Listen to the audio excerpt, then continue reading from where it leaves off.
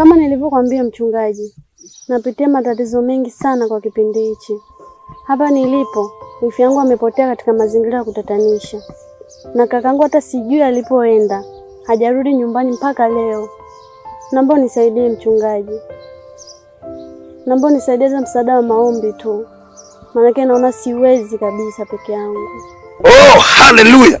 Ukisoma katika kitabu cha Mathayo 11:28 anasema njoni kwangu ninyi nyote mnaoteseka na kusumbuka na mizigo, huyo Yesu anakwenda kuwapumzisha.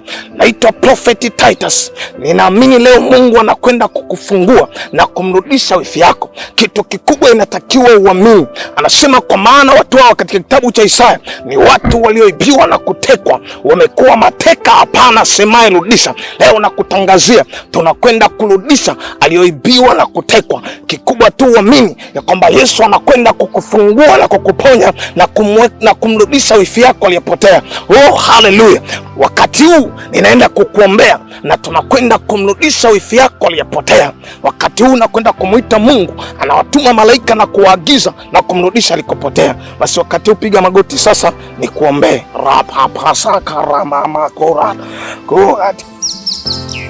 Inua mikono yako juu. Baba, katika jina la Yesu Kristo Nazareti, katika kitabu chako neno la Mungu linasema hakutakuwa na uganga wala uchawi utakaosimama katika jina la Yesu. Mwanao amekubali, anasema ukinikiri kwa kinywa changu ya kuwa nilikufa na kufufuka, basi umekwisha kuokoka. Ninamsogeza mtoto wako katika jina la Yesu Kristo. Ninawatuma malaika walikomkamata, ninawatuma malaika walikomteka, wakamnedesha katika jina la Yesu. Ninamfunika kwa mamlaka ya moto, ninamfunika kwa mamlaka ya jina la Yesu. Ninamtakasa katika jina la Yesu. Ninamtakasa kwa mamlaka ya moto katika jina la Yesu Kristo. Kuanzia sasa ametakasika na anakwenda kurudisha katika jina la Yesu Kristo. Amen.